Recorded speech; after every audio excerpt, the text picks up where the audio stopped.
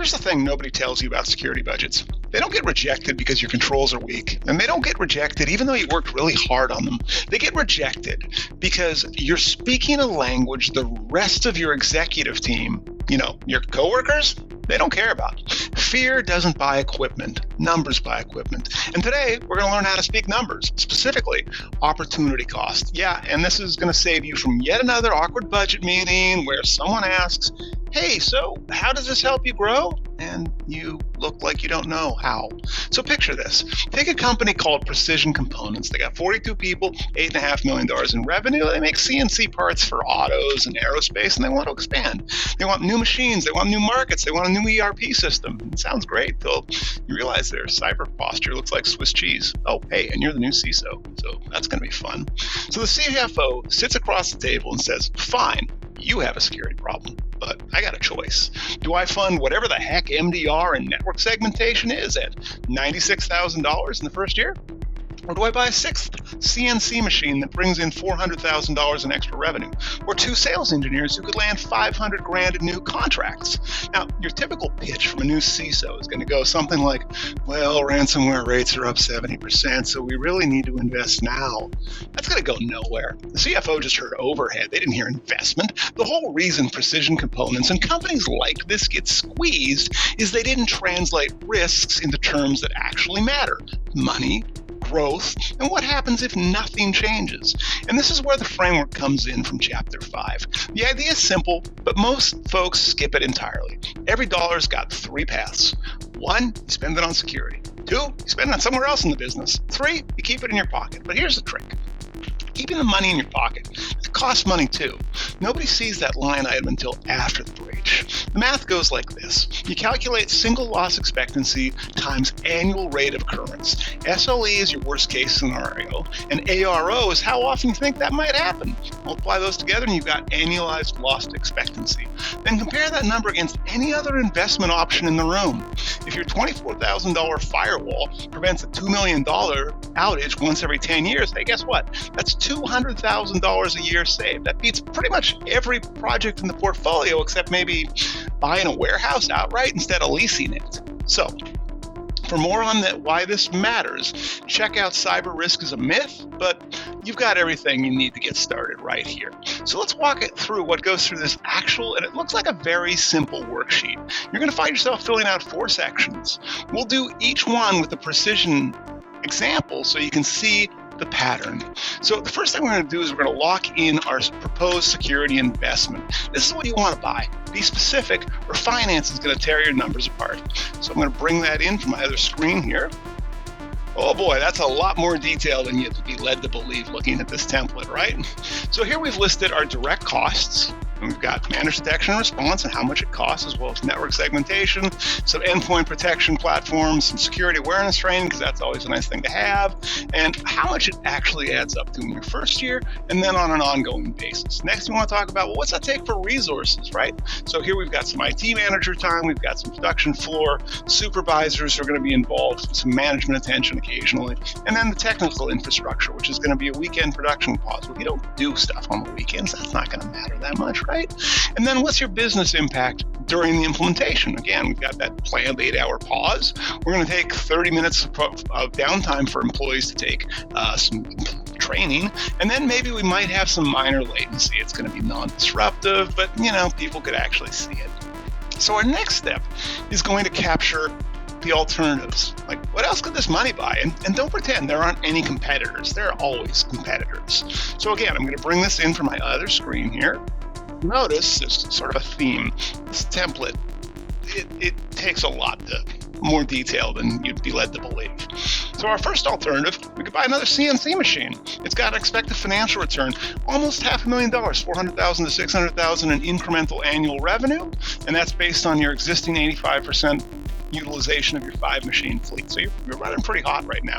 Now, yes, this thing does cost money. It costs $180,000. But hey, you get the short-term goal of investing in having a new 6th CNC machine, which would increase your capacity for your aerospace contract. But it also perpetuates some risk. We want to put these in here too. Now it says, we don't have network segmentation. You don't get blast radius. Your CFO, they don't care what blast radius is. This is more for your own notes to remember, why did I put this here, right? And then your other thing you could do, well, we could also just hire 2 new sales engineers, right? You might know that's going on in the company right now. Well, what's your financial return? Well, that's going to be $300,000 to $500,000 based on deeper account penetration. It's going to cost you some money, of course, and maybe that doesn't include their bonuses. I don't know how that works. And obviously, you're going to get deepened relationships with your existing clients. But again, what are the risks? We don't change our security posture. The new hires didn't get security training because there wasn't any. And you don't have any formal access governance. Again, these are your own notes to remind yourself, like, what did I mean when I said this? So for our third thing we're going to do here is where most people, honestly, most proposals fail because nobody writes anything down. The do nothing option. That carries debt. We want to name it explicitly. Again, I'll bring that in from my other screen here. So section 3, if we do nothing. Well, here's our expected loss calculations, right? So risk scenario number 1, you get a ransomware on your production floor, which is honestly a bad time. So here's how you calculate your single loss expectancy. It's about $1.2 million if you do the maths, but this is based again on a fictional scenario, so I'm not going to get into all the details, but you can kind of get a sense of what's in there. It's not just like, hey, maybe you had to pay the ransom, or hey, you had a production halt. It's all the factors get binned in there. And then how often does that happen? That's your ARO, your annual rate of occurrence.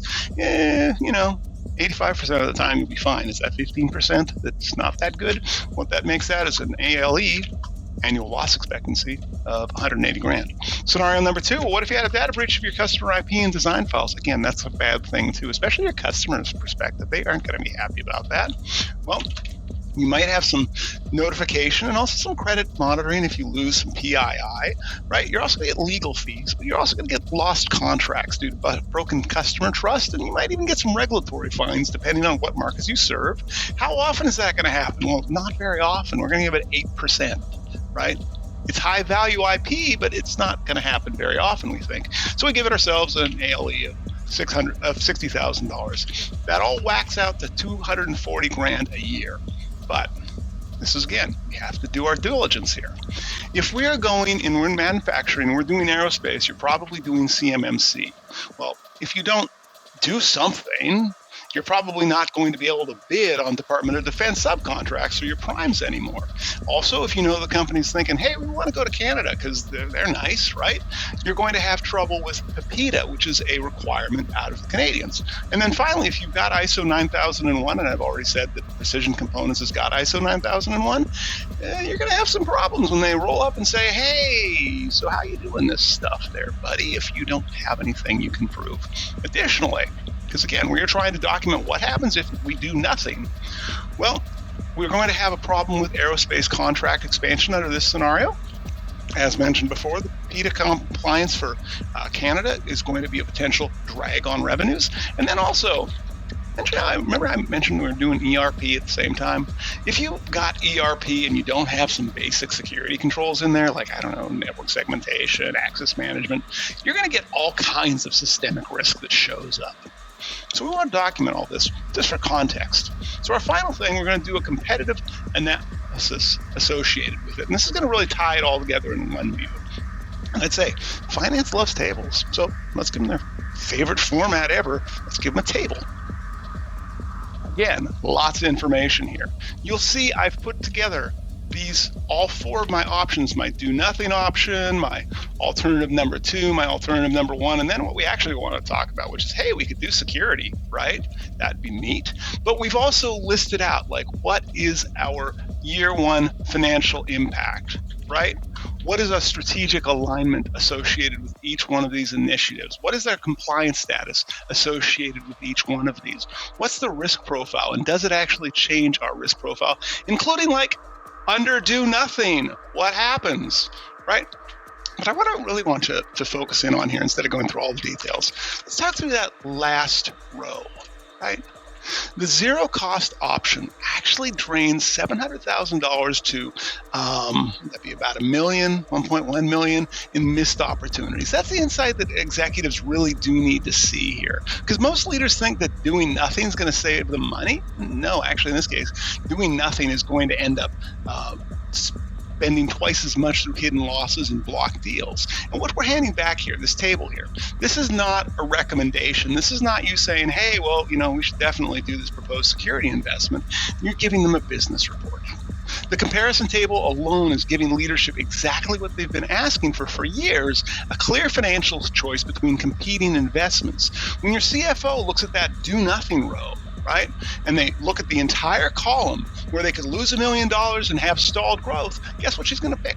She might pick your $96,000 investment because now she understands the trade-offs. That's how you win the argument before you even sit down to argue. And if she doesn't, that's fine too. You've done your part. Most CISOs don't operate with full visibility over what's going on in the rest of the business. So all you can do is show the numbers, state your case, and take notes for how it turns out.